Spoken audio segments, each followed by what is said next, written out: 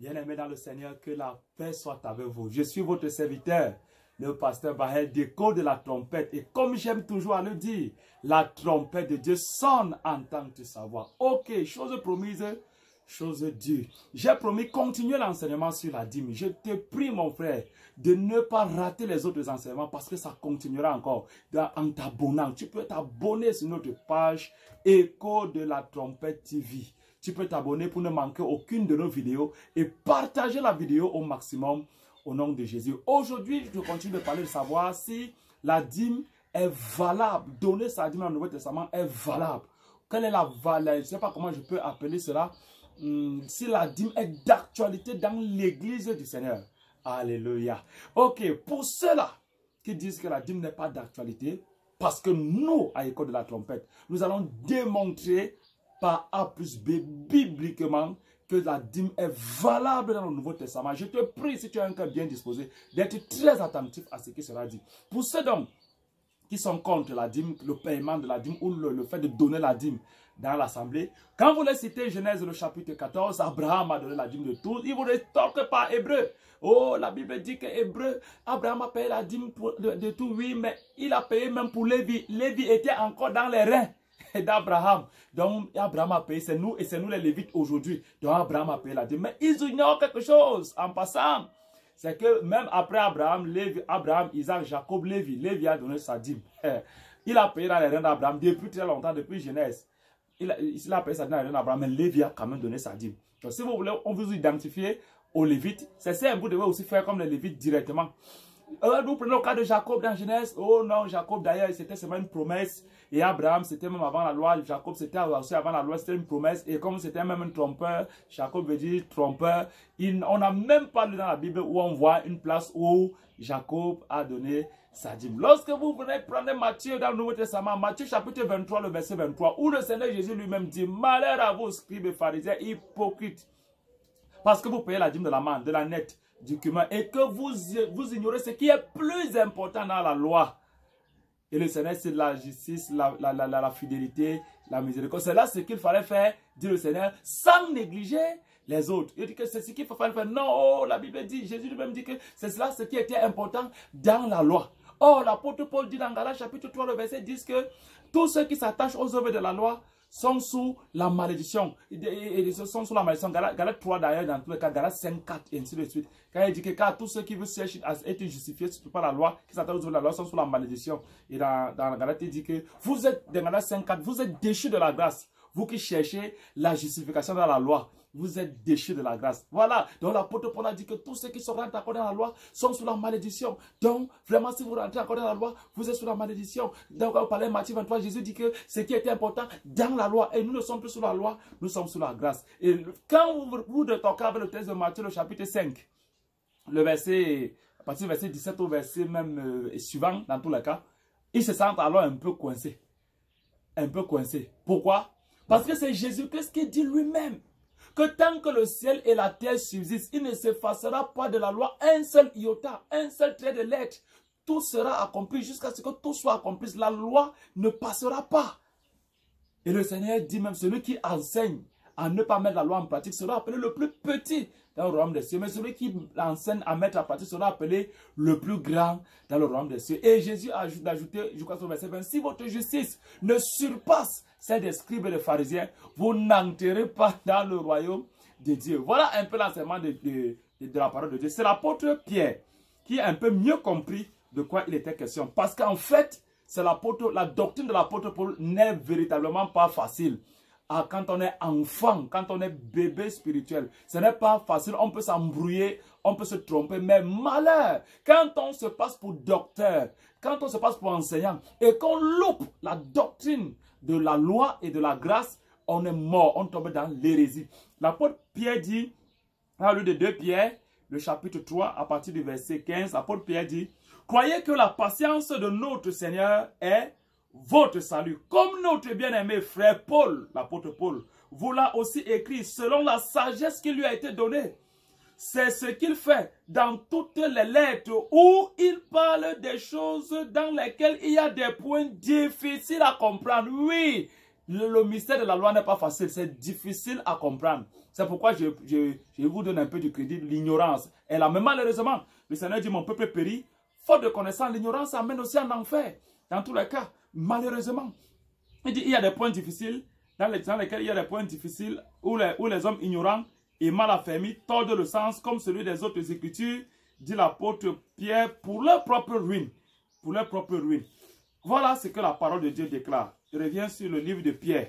Et l'apôtre Pierre continue en disant donc, c'est pourquoi, bien-aimé, le verset 15, croyez que la passion de notre Seigneur est votre salut, comme notre bien-aimé frère Paul vous l'a aussi écrit selon la sagesse qui lui a été donnée. C'est ce qu'il fait dans toutes les lettres où il parle des choses dans lesquelles il y a des points difficiles à comprendre, dont les personnes ignorantes et mal affermies, vous comprenez, tordent le sens comme celui des autres Écritures pour leur propre ruine. C'est l'apôtre Paul qui dit que Christ a anéanti dans sa chair la loi, dans ses prescriptions et ses ordonnances. L'apôtre Paul dit encore que, dans le livre de l'Éphésiens, qu'il y a eu anéantissement de la loi. Ah oui, c'est l'apôtre Paul qui parle. Le même apôtre Paul dit que la loi donc est sortie en vigueur. Il y a eu abolition dans Hébreux chapitre 7, abolition d'une ordonnance antérieure. Or, le Seigneur dans Matthieu chapitre 5 dit, je ne suis pas venu abolir. Je suis venu non pour abolir, mais pour accomplir. Et lorsque vous lisez Hébreux, la Bible parle d'Hébreux chapitre 7, la Bible parle plutôt d'abolition. Il y a abolition, Hébreux chapitre 7, le verset 18, abolition d'une ordonnance antérieure. Et là, je ne suis pas venu abolir. Vous voyez, ça prête un peu à confusion. Je par la grâce de Dieu, je souhaite expliquer ce mystère. Alléluia. Oh, le même apôtre Paul dit, dans le livre de 1 Timothée, le chapitre 1er. 1 Timothée, le chapitre 1er, même à partir du verset 5, l'apôtre Paul dit, le but du commandement, c'est une charité venant d'un cœur pur. Mon frère, il faut avoir un cœur pur. Il faut avoir un cœur pur. C'est le but du commandement. Un cœur pur, une bonne conscience et d'une foi sincère. Il faut être sincère. Quand on n'est pas sincère dans la foi, on se gâte très facilement. Une foi sincère. Quelques-uns, malheureusement, s'étant détournés de ces choses, se sont égarés dans de vains discours. On commence à être des discoureurs, doctrine sur doctrine, on ne comprend pas. L'apôtre Paul dit, ils veulent être docteurs de la loi. Vous comprenez? Les gens veulent toujours être des docteurs de la loi, enseigner sur la loi. Paul enseigne sur la loi. Ils viennent prendre les thèses de l'apôtre Paul pour tordre le sens pour leur propre ruine. Ils veulent enseigner sur la loi. Ils veulent être docteurs de la loi. Et ils ne comprennent ni ce qu'ils disent, ni ce qu'ils affirment, dit l'apôtre Paul. L'apôtre Paul comprenait très exactement ce qu'il disait. Je comprends très bien ce que je dis. Et je vais expliquer terre à terre par la grâce de Dieu pour que nous puissions être éclairés. Notre but, c'est que les âmes soient sauvées. Et non forcément pour venir condamner les gens condamnés. Non, ce n'est pas ça qui nous intéresse. Ce qui nous intéresse, c'est que les âmes soient sauvées du vrai salut et qu'ils aient le cœur pur, la foi sincère et soit vraie. L'apôtre Paul dit, nous n'ignorons pas que la loi est bonne, pourvu qu'on en fasse un usage légitime. La loi est bonne, dit l'apôtre Paul. Paul n'a jamais dit que la loi est mauvaise. Jésus n'a jamais dit que la loi est mauvaise. Il dit la loi est bonne et il dit à nous au Nouveau Testament, pourvu qu'on en fasse un usage légitime. Ça veut dire une interprétation spirituelle de la loi et une interprétation pratique de la loi dans le Nouveau Testament. Alléluia. C'est là où vous embrouillez. On dit là-bas, il y a abolition. Ici, je ne suis pas venu abolir. Il y a anéantissement. Ici, là, la loi est bonne. Qu'est-ce que l'apôtre Paul veut dire? Bien aimé, Paul n'a jamais dit que la loi est mauvaise. Je vais vous faire une démonstration. Quand, dans la loi, j'aime toujours à dire que tout ce qui se passe dans la société vient de la loi, de la parole de Dieu, de la Bible. Vous voyez par exemple dans les juridictions, il y a première instance, en appel, on fait au premier ressort, on fait l'appel et on se pourvoit en cassation. Voilà. Tout ça vient de la Bible. Dans le livre de Genèse, d'Exode, c'est Jéthro, Ruyen, le beau-père de Moïse, qui lui a donné le conseil d'établir la juridiction en première instance, en premier ressort, et puis en appel, et puis à la Cour suprême Dieu. Lui peut aller voir la Cour suprême Dieu pour décider en dernier ressort. Que les juges au premier ressort tranchent à leur niveau. Lui prend en appel, et puis la cassation. C'est biblique. Ce n'est pas qui a inventé, ce n'est pas le monde, c'est biblique. Je prends encore un autre exemple. Dans le livre des Acharés, le chapitre 3, la Bible dit que je vis l'ange de l'Éternel assis debout devant Josué debout devant l'ange de l'Éternel, et Satan à sa droite pour l'accuser. Dans les tribunaux, la droite c'est fait pour l'accusation. C'est-à-dire que ça, la personne qui t'accuse, que ce soit le ministère public qui t'accuse, l'accusation, l'accusateur, comme on appelle Satan, l'accusation, je ne dis pas que le ministère public c'est le diable, loin de là, comprenez-moi, que l'accusation se tient à la droite. Ah, peut-être chez vous, ça n'est pas comme ça. Chez nous, c'est comme ça. Et on le voit dans la parole de Dieu, tout ça vient de la Bible. Bien-aimé dans le Seigneur. Donc, quand nous parlons donc d'abolition de la loi, et il n'y a pas abolition, ça veut dire quoi? Et anéantissement de la loi, il n'y a pas anéantissement, ça veut dire quoi? Dans la parole de Dieu et dans ce qui se passe dans les sociétés qui sont captées dans la parole de Dieu, il y a 3 procédés pour enlever, faire sortir une loi en vigueur. Comme l'ancienne alliance, ça veut dire l'ancien régime juridique, la nouvelle alliance, le nouveau régime juridique. Pour quand on dit donc nouveau régime juridique, ça veut dire ce qui est ancien a vieilli et dépassé. Ça veut dire on avale l'ancien régime. Qu'est-ce qui se passe? Il y a 3 procédés de sortie d'une loi en vigueur. Il y a l'abrogation, il y a le retrait et il y a l'annulation. Alléluia. J'explique ces 3 procédés. Dans les 3 cas, ont cette particularité que l'ancienne loi n'existe plus. L'ancienne loi n'existe plus. Dans les 3 cas. La nouvelle loi est en vigueur. Qu'est-ce qui se passe? Mais quelle est la différence? L'abrogation, c'est la sortie en vigueur d'une loi ayant des effets non rétroactifs. Ça veut dire que la nouvelle loi ne vient pas condamner l'ancienne loi. Ce qui était permis dans l'ancienne loi et que la nouvelle loi ne permet plus va continuer d'être appliqué pour ceux qui étaient déjà entrés dans cela quand l'ancienne loi était encore en vigueur. Mais ceux qui vont entrer à l'intérieur dans ce que la nouvelle loi ne permet plus seront coupables. Ça ne compte pas des effets non rétroactifs. Par exemple, dans l'ancienne loi, la polygamie était permise. Dans la nouvelle loi, la polygamie n'est plus permise. 1 Corinthiens chapitre 7 en parle. Matthieu chapitre 19, Jésus enseigne sur cela. L'homme quittera son père et sa mère, s'attachera à sa femme, qu'on rentre au commencement. Et dans 1 Corinthiens 7, l'apôtre Paul dit, pour éviter l'impudicité, que chacun ait sa femme et que chaque femme ait son mari. Et non pas ses femmes, ses maris. Non. La nouvelle loi enseigne la monogamie. Oh, ceux qui avaient cru étant dans la polygamie. Qu'est-ce qui se passe? Lorsque la nouvelle loi dit il n'y a plus de polygamie, on ne les condamne pas. Ils sont baptisés, ils participent à la Sainte Seine, mais ils ont des restrictions. Vous ne pouvez pas exercer un ministère dans l'église, un ministère de la parole. Alléluia. C'est pourquoi l'apôtre Paul dit dans Timothée qu'il soit marié d'une seule femme. Donc quand tu es marié de plusieurs femmes, tu ne pouvais pas exercer des charges dans l'église. Mais on pouvait quand même te retrouver dans l'église. Voilà un peu ça l'abrogation. Dans le livre d'Hébreux, le chapitre 7, le verset 18, version Semeur. Bien aimé, quand nous voulons soutenir des doctrines, confrontons des versions bibliques. Elles sont là pour nous faciliter la tâche, pour nous faire mieux comprendre la pensée de Dieu à travers ce que les traducteurs nous ont fait la grâce de mettre à notre disposition. L'apôtre Paul dit dans le livre d'Hébreux, version Semeur, l'ancienne loi se trouvait abrogée. Donc il y a eu abrogation de l'ancienne loi. Je reviens.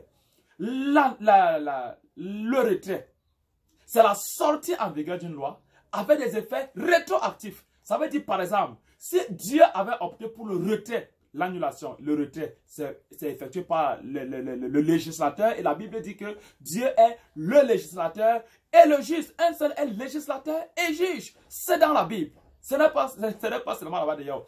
Donc le législateur Dieu peut, au lieu d'opter pour l'abrogation, s'il optait pour le retrait, je veux dire, il y aurait anéantissement de la loi avec des effets rétroactifs. Or, l'abrogation, c'est l'anéantissement de la loi avec des effets non rétroactifs. Les deux sont établis par le législateur. Ça veut dire encore, s'il y avait eu retrait de la loi de Moïse, ça veut dire annulation de la loi de Moïse par la méthode du retrait. Tous ceux qui étaient dans la polygamie, dans l'ancienne loi, devaient divorcer directement et rester avec une seule femme. Donc, on ne pouvait ni les baptiser, on ne devait ni les baptiser, ni communier avec eux.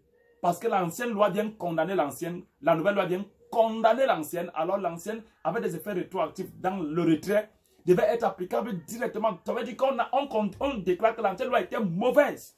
C'est tout. Or, dans le Nouveau Testament, Dieu n'a jamais dit que l'ancienne loi était mauvaise. La Bible, l'apôtre Paul dit que la loi est bonne, pourvu qu'on en fasse un usage légitime. Or, si c'était le retrait, il ne parlerait pas comme ça. Et même quand la parole de Dieu dit que il y a eu annulation, abrogation d'une ordonnance antérieure à cause de son inutilité, de son impuissance. Impuissance à quoi? À rendre parfait.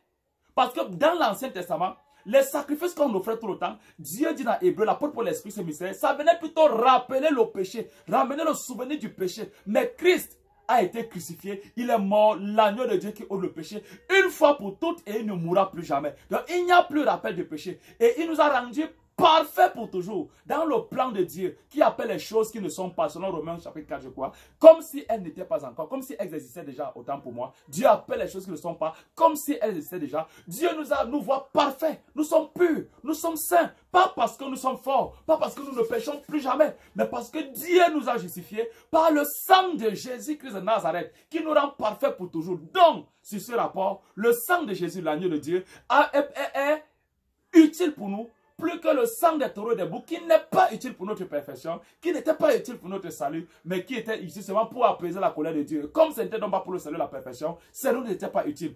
L'ancienne ordonnance était donc pour nous inutile. La nouvelle ordonnance est utile à salut en Jésus-Christ. Donc voilà un peu déjà l'abrogation et le retrait. Maintenant l'annulation. L'annulation, c'est la sortie toujours en vigueur d'une loi, mais cette fois-là ordonnée par un juge.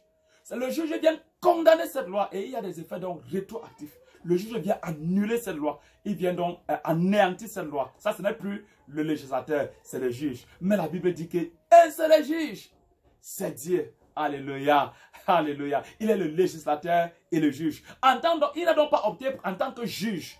Quand il a sorti la loi de Moïse en vigueur, il a opté plutôt en tant que législateur. Et en tant que législateur, il n'a pas opté pour, il n'a pas anéanti la loi par le procédé de retrait, mais il a anéanti la loi par le procédé d'abrogation. Hébreux chapitre 7, verset 18, verset 5 dit, il y a donc abrogation d'une ordonnance antérieure, et non pas retrait, et non pas annulation. Voilà donc la différence. Et l'apôtre Paul dit, quand vous allez voir par exemple, dans le livre de 1 Corinthiens, le chapitre 14, verset 34, quand l'apôtre Paul prend position, il dit que la femme se taise dans l'église parce qu'elle n'a pas autorité. Paul cite quoi? Il dit, ainsi que le reconnaît aussi la loi. Paul appelle la loi et il confirme la loi. Dans le livre, par exemple, encore même vous voyez par exemple, dans nos coutumes et traditions, il y a les deuils. Quand il y a certains deuils, d'autres personnes se rasent la tête, d'autres personnes se rasent l'arrière de la tête, elles font des incisions, elles se blessent par ceci, par là, d'autres font des tatouages, d'autres font des figures. Nous condamnons ces pratiques dans l'église. Nous nous basons sur quoi? Vous dites, Éphésiens chapitre 2, verset 20 dit, vous avez été édifiés sur le fondement des apôtres et des prophètes, Jésus-Christ lui-même étant la pierre angulaire. Où est-ce que les apôtres de Jésus-Christ, les prophètes de Jésus-Christ, ont enseigné sur les coutumes et les traditions qu'on ne doit pas se raser la tête ou faire des incisions ou des tatouages? Vous n'allez trouver nulle part dans le Nouveau Testament. Mais nous tous, là, frères, soyons sincères. Nous nous référons à quoi? N'est-ce pas à Lévitique, le chapitre 19, du verset 24 au verset 27 au verset 28? Qui dit que tu ne te feras point des incisions, tu te raseras point les cheveux pour un mort ou le coin de la barbe, tu ne te feras point des tatouages, des figures sur toi. N'est-ce pas valable toujours dans le Nouveau Testament, frère? La loi est bonne, pourvu qu'on en fasse un usage légitime. L'apôtre Paul dit dans Romains chapitre 3, le dernier verset, je crois que c'est le verset 31. Anéantissons-nous la loi par la foi, et dit loin de là. Au contraire, nous confirmons la loi. Alléluia. Nous confirmons la loi. Nous ne l'anéantissons pas. Il utilise encore le mot anéantir. Anéantir dans le sens donc de détruire complètement, de dire qu'elle était mauvaise, qu'on n'en a plus besoin dans le Nouveau Testament. Il dit loin de là. Quand vous allez par exemple voir quelqu'un qui a un objet retrouvé ou mal acquis, et il n'y a pas moyen de restituer l'objet, vous faites comment? Quand la personne nous aborde comme serviteur de Dieu, qu'est-ce que l'apôtre Paul a enseigné sur ça? Rien. L'apôtre Pierre a dit quoi sur ça? Rien. Le prophète Jude a dit quoi sur ça? Oui, Jean, rien. Nous rentrons dans la loi, dans le livre de Nombre, le chapitre 5, le verset 8, qui dit que lorsqu'il n'y aura pas personne, qu'il n'y aura pas quelqu'un à qui aura droit de restitution, à qui on pourra restituer l'objet mal acquis, on ramène ça à l'Éternel. Voilà le conseil qu'on donne. Nous prenons tout ça où? Dans la loi. C'est pourquoi Jésus-Christ pouvait dire dans le livre de Matthieu, le chapitre 13, lorsqu'il finit ses paraboles, le verset 52, il dit, c'est pourquoi je vous dis que tout scribe, les scribes sont les interprètes de la loi, ceux qui sont versés dans l'écriture, tout scribe instruit dans les choses qui concernent le royaume de Dieu est semblable à un bon père de famille qui a amassé dans son trésor ton cœur, ta foi, dans son trésor, les choses anciennes, les choses nouvelles, la nouvelle alliance, et les choses anciennes, l'ancienne alliance. Un docteur de la loi, un prédicateur de l'évangile, un pasteur doit être équilibré. Il connaît la loi, il connaît la grâce. Il est un bon père de famille qui a amassé dans son trésor les choses anciennes de la loi et les choses nouvelles. La loi n'est pas mauvaise, la loi est bonne, a dit l'apôtre Paul dans 1 Timothée 1 que je viens de citer. Et la loi, nous anéantissons-nous la loi par la foi? Non! Au contraire, dit Paul, nous confirmons la loi. Alléluia. Donc, nous n'anéantissons pas la loi. Et quand vous voyez par exemple Jacques dans Jacques chapitre 2 parle de si nous accomplissons, le verset 8, si vous accomplissez la loi royale, tu aimeras ton prochain comme toi-même. Tu aimeras ton prochain comme toi-même, bien-aimé. Ça existe depuis avant le Nouveau Testament. Et cite lui-même, Jacques cite la loi. C'est Lévitique le chapitre 19, Lévitique le chapitre 19, le verset 18. Alléluia. C'est Lévitique chapitre 19, le verset 18. Et allez, vous allez lire là-bas. Tu aimeras ton prochain comme toi-même. Ça vient de la loi. Il y a la loi morale. Et dans Lévitique 19, quand vous lisez même les titres, il y a loi religieuse, loi morale, loi peut-être traditionnelle ou cérémonielle ou culturelle, quelque chose comme ça. La loi de Moïse s'applique à deux niveaux. Il y a les lois qui continuent de s'appliquer de façon pratique et spirituellement selon l'adaptation du nouveau contexte. Parce que le temple de Dieu, la définition du temple de Dieu n'est plus la même comme dans l'Ancien Testament. Et les lois qui s'appliquent exclusivement spirituellement, comme le sacrifice perpétuel. Ça s'est accompli physiquement par Christ et pour nous spirituellement par le sacrifice de Jésus, qui est pour nous l'agneau de Dieu, la Pâque. C'est des fêtes spirituelles qui s'appliquent physiquement. Nous sommes dans la Pâque. La vie chrétienne, c'est la Pâque selon 1 Corinthiens 5. Et la Pâque, Jésus l'a célébré la Pâque. Et il est lui-même l'agneau pascal. Alléluia. Bien aimé, c'est comme ça qu'on comprend la loi, on interprète la loi. En ce qui concerne maintenant notre sujet, la dîme était d'actualité dans le Nouveau Testament. Oui, l'apôtre Paul parlant de l'encadrement des serviteurs de Dieu, dans Galates chapitre 6, le verset 6 d'abord, il dit que l'on fasse pas, que chacun de vous fasse pas de tous ses biens à celui qui lui enseigne la parole. La version semaine dit que chacun prélève sur tous ses biens une part qu'il donnera à celui qui lui enseigne la parole. La part là, c'est quel pourcentage? La part là, c'est quoi? C'est volontairement seulement comme ça? C'est libéralement seulement comme ça?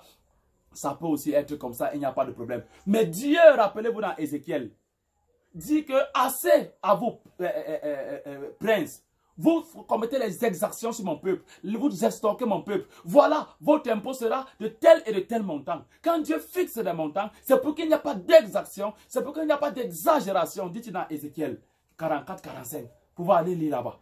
Bien aimé, on ne pourra pas vous parler, sinon la vidéo pèsera assez. Nous n'avons pas encore de matériel adéquat, adapté pour pouvoir faire de longues vidéos en moins de gigas. 30 minutes. Nous pèsons 4 gigas. 30 minutes, 4 gigas. Bien aimé dans le Seigneur. Donc je disais donc que quand nous lisons donc Dieu dans Ézéchiel 44 et Ézéchiel 45, vous pouvez lire, Dieu montre comment il fixe des taux et des taux pour l'impôt des princes, afin qu'il n'y ait pas d'exaction. Dans 1 Corinthiens chapitre 9, l'apôtre Paul finit avec tous les débats. Alléluia. Paul enseigne sur l'encadrement des serviteurs de Dieu. Et dans 1 Corinthiens 9, il dit, à partir du verset 5, n'avons-nous pas le droit de mener avec nous une sœur qui soit notre femme? Le droit de quoi? N'avons-nous pas le droit de quoi? De mener avec nous une sœur, de nous marier, qui soit notre femme, comme font les autres apôtres et c'est pas sur le frère du Seigneur?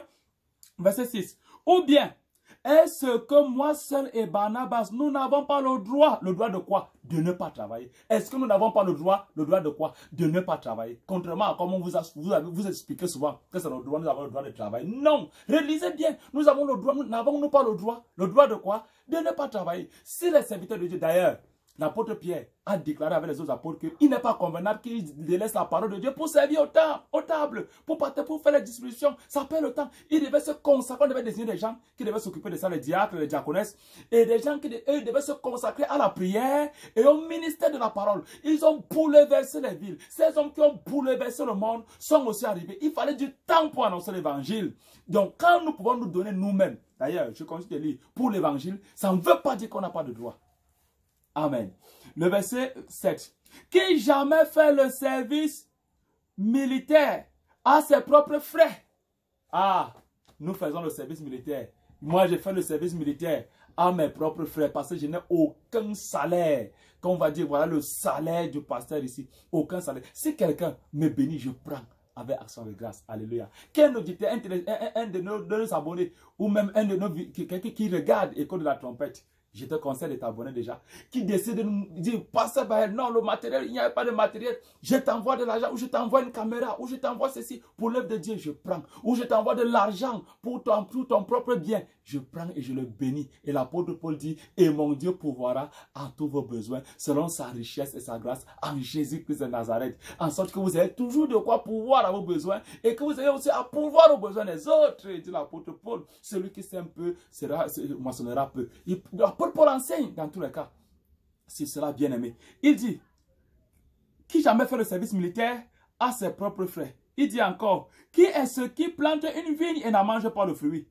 Qui est ce qui fait paître un troupeau et ne se nourrit pas du lait du troupeau? Ces choses que j'ai dit n'existent-elles que dans les usages des hommes, dit l'apôtre Paul.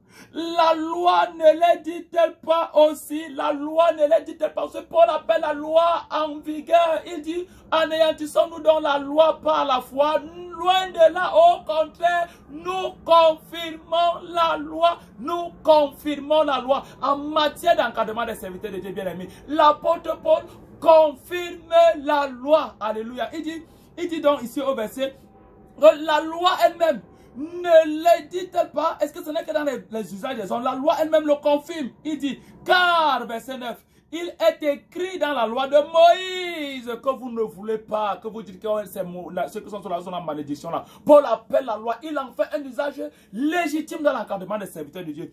Car il est écrit dans la loi de Moïse, tu n'amuselleras point le bœuf quand il foule le grain. Dieu se met-il en peine des animaux ou parle-t-il uniquement à cause de nous? Oui, c'est à cause de nous, les prédicateurs de la sainte doctrine dans le Nouveau Testament. Alléluia. C'est à cause de nous qu'il a été écrit que celui qui laboure doit labourer avec espérance, que celui qui foule le grain doit fouler avec espérance d'y avoir part. Et l'encadrement des serviteurs de Dieu, tu n'amuseras pas le bœuf quand il foule le grain. C'est quoi? Les dîmes, les prémices, les actions de grâce. Frère, les prémices sont d'actualité dans la Bible. La Bible dans Proverbe chapitre 3, le verset 9 et 10. Honore l'Éternel avec tes biens, avec les prémices de tout ton revenu. Tes deniers vont être bénis, regorgés d'abondance. Alléluia. Les vœux. Quelqu'un peut faire un vœu. S'il faut voir la doctrine, Paul qui a fait un vœu et il s'est rasé la tête, est-ce que c'est la doctrine du Nouveau Testament? Non. Ça, c'est ce qu'il faisait dans la loi à cause des Juifs. Juifs avec les Juifs, pour tenter de les gagner au Seigneur. Mais il n'y a pas une doctrine de Paul par rapport aux vœux. Mais on va trouver la doctrine des vœux, le conseil de Dieu par rapport aux vœux. La Bible dit, faites des vœux à l'Éternel et accomplissez-les. Et dans le livre d'Ecclésiaste, ne te presse pas de faire un vœu, car Dieu est au ciel et toi tu es sur la terre. Vaut mieux ne pas faire un vœu que d'en faire. De peur de pécher encore pour rien. C'est la Bible nous enseigne sur les vœux. Ce n'est pas le Nouveau Testament. Et nous confirmons cette doctrine-là. Alléluia. Dans le Nouveau Testament. Les prémices. J'ai parlé des prémices, les vœux. Je parle encore même des actions de grâce. La Bible dit dans le psaume 50, celui qui fait des actions de grâce à l'Éternel me glorifie. Donner à l'Éternel des actions de grâce. Action de grâce, c'est quoi? C'est le sacrifice de communion, l'offrande de communion. Ça veut dire de reconnaissance en Dieu. Je suis en communion avec Dieu. Dieu m'a protégé toute l'année. Je lui suis reconnaissant en faisant une offrande. Alléluia. Une offrande à Dieu. Les actions de grâce, bien aimé. L'apôtre Paul dit que c'est un sacrifice que Dieu honore. Et la Bible dit dans Lévitique 22 que tu feras ton offrande de grâce et tu feras en sorte qu'il soit agréé. C'est pourquoi dans Malachie, lorsque les gens sont venus offrir des bêtes chétives ou aveugles ou tout ça boiteuses, Dieu a dit que ce n'était pas bon. Or, lorsque ce n'est pas action de grâce, si c'est peut-être un autre sacrifice comme la dîme et que c'est seulement ce que ton troupeau avait, tu vas offrir ça à l'Éternel, il prendra. Et on ne va pas remplacer l'un par l'autre. Si tu avais fait un vœu, on ne va pas remplacer l'un par l'autre. Mais les actions de grâce, Dieu tient compte. Si moi, je vais faire mon action de grâce à Dieu, je viens donner à Dieu, par exemple, 1000 francs pour lui dire merci en fin d'année. Oui, je ne peux pas payer Dieu. Je ne peux pas payer l'oxygène que j'avale 365 jours, un quart. Personne ne peut. Je ne peux pas payer la sécurité d'un ange. Je ne peux pas payer un jour de vie. Mais l'état de mon cœur, la Bible parle de la bonne volonté, la bonne disposition de cœur, lorsqu'elle existe, est agréable, à raison de ce qu'elle peut avoir à sa disposition. Ce que je ne suis pas au niveau de 1000 francs. Il y a quelqu'un qui sera au niveau de 1000 francs. Il ne lui sera fait aucun grief. Mais moi, je ne peux pas donner 10 merci à Dieu pour un sacrifice d'action de grâce, je le fais. Je suis coupable à cause de quoi? Lévitique va me rattraper. Malachie va me rattraper. Nous accomplissons la loi. La Bible dit que nous en faisons de la loi un usage légitime. Est-ce qu'on ne doit pas dire merci à Dieu?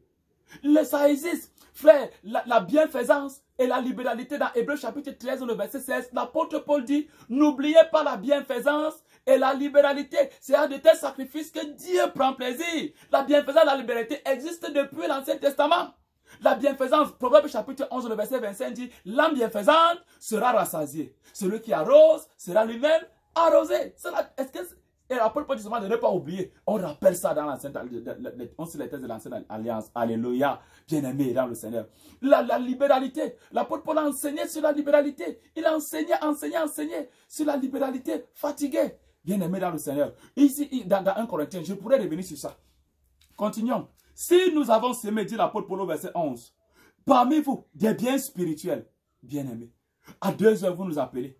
À 3 heures, on va intervenir. Parfois, on fait des réunions pour trouver les solutions pour laisser la paix. Jusqu'à 2 heures, on se livre aux bandits. On rentre chez nous. Les militaires, ils gardent, on les paye. Vous payez les impôts. D'ailleurs, la vie est chère aujourd'hui. Tout a augmenté. Ce qui coûtait 1000 francs coûte maintenant 2000, même 1500. Vous payez, vous bavardez, mais vous payez. Vous payez ces impôts-là. Nous, on n'a rien. La dîme n'a pas augmenté. À moins de ceux qui vous estorquent, de ceux qui volent. Nous ne sommes pas de ceux-là. Je défends la doctrine biblique avant de dénoncer les faussaires. Il y a les faussaires, on ne dit pas non. Mais il faut défendre d'abord la sola scriptura, ce que l'écriture déclare comme un béret. Alors, bien aimé, nous nous livrons aux bandits et tout. Est-ce qu'une grosse affaire, si nous moissonnons vos biens temporels? Ce n'est pas possible. Vous pouvez nous payer. J'avais demandé aux frères un jour à l'église que vous voulez me payer, vous pouvez me payer. Vous connaissant ma vie, je peux mériter combien comme salaire? Et les frères ont dit, certains frères ont dit 300 000. Qui va me donner 300 000 là? Qui peut? Nous n'exigeons pas de salaire. Ce n'est pas parce qu'on n'en a pas le droit. Nous en avons le droit. L'apôtre Paul dit, est-ce une grosse affaire si nous moissonnons vos biens temporaires? Si d'autres jouissent de ce droit sur vous, n'est-ce pas plutôt à nous d'en jouir? Vous donnez même à l'État et tout, ce n'est pas mauvais. Et même à d'autres qui ne méritent même pas. N'est-ce pas à nous plutôt d'en jouir?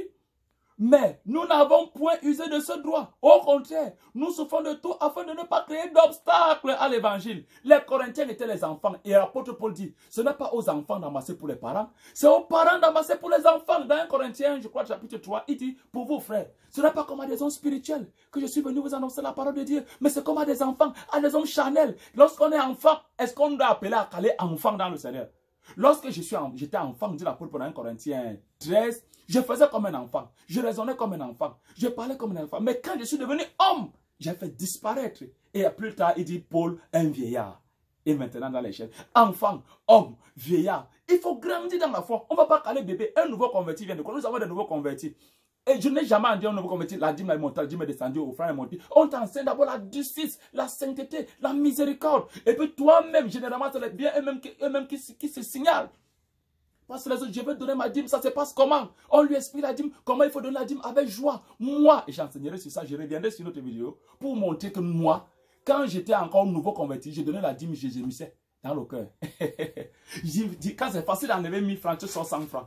C'est facile d'enlever 10 000, tu serres encore le cœur. Quand on était étudiant, tu sors 1000 francs. Mais que ça dépasse là, tu commences à réfléchir que ma calcul ma plan. Mais quand j'ai compris, le Seigneur dit dans Matthieu chapitre 5, bien aimé, que si votre justice ne suit pas celle des scribes et des pharisiens, vous n'entrerez pas dans le royaume de Dieu, le verset 20. J'ai compris. Et le pharisien dit là-bas, je ne suis pas comme l'autre homme là. Je paie, je jeûne 3 fois. Je paye ma dîme. Je fais ceci. J'ai dit, mais je dois dépasser la dîme. Les vrais enfants de Dieu, nous dépassons la dîme. Alléluia. Quand moi, j'ai fait un marché, parce que nous travaillons. J'ai fait un marché. J'ai eu ma main d'œuvre, j'ai été de 110 000. Et on m'a avancé 50 000. Quelque chose comme ça. Il restait 50 ou 60 000, il restait 50 000. J'ai d'abord enlevé, la dîme de 110 000, c'est combien? Et ça, c'est 11 000. J'ai enlevé à ma femme, on enlève 15 000 francs. Comme dîme, on met à côté. Alléluia. Avec joie. Ça donne la joie. Mais si je vais rester là seulement, je dois dépasser la loi. Nous dépassons la loi. Je dis qu'il n'y a pas de contradiction dans la loi. Vous allez peut-être dire qu'il y a contagion, la loi était mauvaise. La loi n'est pas mauvaise. Quand Jésus-Christ dit, vous avez appris qu'il a été dit, œil pour œil, dent pour dent. Mais moi, je vous dis, si on te gifle ici, tant l'autre jour, est-ce qu'il a contredit la loi? Non! Il n'a pas contredit la loi. On a plutôt dépassé la loi. On est allé plus que la loi. On a fait plus que la loi. Frère, j'explique ça terre à terre. Quelqu'un peut te percer l'œil droit, tu le tues. On place un œil, on place une vie sur la balance. Est-ce que c'est équilibré? Non, c'est déséquilibré. La seule justice est déséquilibrée. Oh, dans le plan de Dieu, on te perce un œil et on équilibre la justice. On embouche aussi, on perce sur l'œil de l'autre. Équilibre de la balance juridique.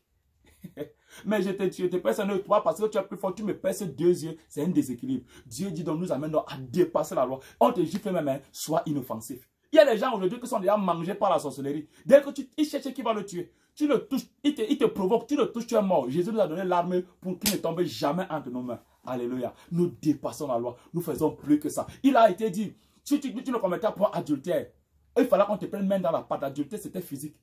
Mais moi, je vous dis, la Bible dit dans le livre de Romains chapitre 8 que le péché est devenu condamnable au plus haut point. Dans l'église de Jésus, le péché est condamnable. Moi, je vous dis, si quelqu'un regarde seulement une femme pour la convoiter, il a déjà commis adultère. Donc, il n'y a pas contradiction parce qu'on dit mais il n'y a pas la contradiction, c'est le dépassement. On fait plus encore. Alléluia. Ok, je reviens au verset 12. Si d'autres justes se droit sur vous, n'est-ce pas plutôt à nous d'en jouir, mais nous n'avons usé d'aucun de ce droit. Nous souffrons tout afin de ne pas faire obstacle à l'évangile. Un jour, l'enfant là finit par devenir fils, il finit par devenir père, le père finit par devenir enfant. On ne cale pas enfant, on grandit et ce n'est plus au père, ce n'est pas aux parents d'amasser pour les fils, c'est aux fils d'amasser pour les parents. Ce n'est plus à mon père d'amasser pour moi, c'est à moi d'amasser pour mon père, d'envoyer de temps en temps des choses à mon père. C'est ce qui est bien, mais je cale l'enfant, ce n'est pas bon. Il faut comprendre le mystère de Dieu. Le verset 13 dit, ne savez-vous pas que ceux qui remplissent des fonctions sacrées sont nourris par le temple? Par quoi? Les actions de grâce, les prémices, les dîmes, les offrandes, les ceci, les dons volontaires. Pas l'offrande, comme dit le nombre, les dons volontaires, les offrandes volontaires, les sacrifices de prospérité en accomplissement d'un vœu. Dit nombre, en passant. Et il dit que ceux qui servent à l'autel, on part à l'autel, de même aussi. Pareillement aussi, mêmement aussi, parallèlement aussi. De même, le Seigneur a ordonné, c'est un ordre, à ceux qui annoncent l'évangile de vivre de l'évangile. C'est un ordre. C'est pas parce qu'on n'use pas de ce droit. Si quelqu'un use de ce droit, il est fondé. C'est véritable. On ne peut pas le condamner. Oui, il y a les bandits. Oui, il y a les faussaires. J'en arriverai. Alléluia. On en parlera. Mais on ne peut pas condamner ce que Dieu n'a pas condamné. L'apôtre Paul dit, frère, je parle comme à des hommes qui connaissent la loi. Il est écrit dans la loi que l'homme est aussi... Il faut connaître la loi, frère. Ne dis pas que oh, c'est les exemples de la terre que je prends pour expliquer les exemples du paradis. Frère, tout ça, ils ont pris ça dans la parole de Dieu. C'est Dieu qui est le seul sage. C'est Dieu le seul sage. C'est lui qui est le souverain des rois de la terre. Il dit dans Proverbe 8 que la sagesse était à l'œuvre près de lui. C'est lui qui règne parmi les rois. Il est jouant son plaisir parmi les fils des hommes. La sagesse, c'est Dieu qui les a inspirés. Les autorités sont des serviteurs de Dieu pour notre bien. Et il prend les exemples chez Dieu. Dans la parole de Dieu. Alléluia. Alors mon frère, ma soeur, ne manque pas de t'abonner sur notre page. Et je disais dans Corinthiens que vous citez toujours, la libéralité. La libéralité existe dans la parole de Dieu. Il était question de quoi? D'encadrer les frères de Jérusalem, de venir au secours des frères de Jérusalem à cause de la sécheresse. Agabus a annoncé la sécheresse. Agabus a annoncé la sécheresse. Et il fallait aider les frères de Jérusalem. Il fallait aider les frères de Jérusalem. Qu'est-ce qui s'est passé? L'apôtre Paul a organisé la assemblée dont il avait autorité. Il a dit à chaque membre de l'église de pouvoir, n'est-ce pas, mettre à part chaque jour de quoi? Assister les frères, enfin, en début de semaine, assister les frères qui étaient à Jérusalem. Bien aimé, je veux lire quelques textes de l'écriture. Et la parole de Dieu dit clairement que les frères, librement, se sont engagés à soutenir les bien-aimés qui venaient de Jérusalem. Et ils ont envoyé chacun. Et l'apôtre Paul dit, le Seigneur aime celui qui donne avec joie. Il est question de la libéralité. Il n'est pas question de le monde. Par exemple, le monde est valable dans l'Ancien Testament. Le monde est aussi valable dans le Nouveau Testament. Jésus-Christ a enseigné sur le monde. Paul a enseigné sur le monde où? Les apôtres, les prophètes ont enseigné sur le monde ou dans le Nouveau Testament. Nulle part. Mais Jésus parle de le monde parce que ça existe dans l'Ancien Testament, bien aimé. Ne mélangeons pas les pédales. L'apôtre Paul dans 1 Corinthiens, le chapitre 6 dit par exemple, et quand je serai venu, j'enverrai avec des lettres pour porter vos libéralités. Il parle de liberté et non de la dîme et non de l'encadrement des serviteurs de Dieu. Et non, la dîme d'ailleurs n'est pas seulement pour les serviteurs de Dieu. Elle est aussi pour les orphelins, pour les veuves, pour les démunis et pour toi-même. J'enseignerai sur la vidéo qui suivra comment on gère la dîme, comment ça se passe. Vos libéralités à Jérusalem, il va parler de libéralité. Dans 2 Corinthiens chapitre 8, le verset 2, l'apôtre Paul parle au milieu de beaucoup de tribulations qu'ils les ont éprouvées. Leur joie débordante et leur pauvreté profonde, parlant des églises de la Macédoine, ont produit avec abondance de riches libéralités. Et non offrande. L'offrande, c'est à Dieu. La libéralité, c'est faite à un frère. Un frère peut être libéral.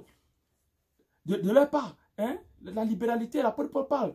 Dans 2 Corinthiens chapitre 9, verset 15, il dit encore, j'ai donc jugé nécessaire d'inviter les frères à se rendre auparavant chez vous et à s'occuper de votre libéralité déjà promise, afin qu'elle soit prête de manière à être une libéralité et non un acte d'avarisme. C'est de la libéralité, ce n'est pas des dîmes. Quand on dit que le Seigneur aime ceux qui n'en avaient joie, c'est dans le cas de la libéralité. Et dans le cas de la dîme aussi, ça nous est valable. Dans le cas des actions de grâce, c'est valable. Dans le cas des prémices, c'est valable. Dans le cas des vœux, c'est valable.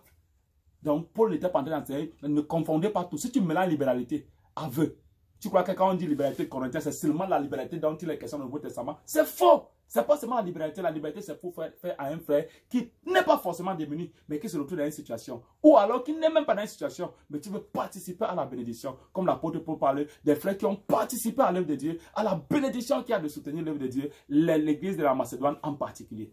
Alors que Dieu te bénisse, que Dieu te fasse du bien. Je te conseille de te repentir, mon frère. Tu vois, vous avez amené les gens en brousse. Vous avez amené les gens à être avares, à être cupides. Je vous conseille de vous repentir. Avec parallélisme de formes sur Internet, vous avez demandé aux gens, je vous conseille de vous repentir. Vous avez vu le mystère de la loi, anéantissement de la loi, oui, mais pas avec des effets rétroactifs. Anéantissement de la loi, oui, mais pas avec des effets rétroactifs. On appelle ça l'abrogation. Anéantissement de la loi, avec des effets rétroactifs, on appelle ça le retrait ou alors l'annulation. Et Dieu, Jésus, il n'y a pas contradiction entre je ne suis pas venu abolir. Et là-bas, il y a eu abolition. C'est par rapport aux effets, au procédé juridique qui est biblique. Il y a beaucoup d'exemples que je pourrais prendre, même si Dieu permet, sur notre vidéo, pour vous démontrer ces choses dans les Saintes Écritures. Que Dieu vous bénisse, que Dieu vous fasse du bien. Shalom, shalom, shalom.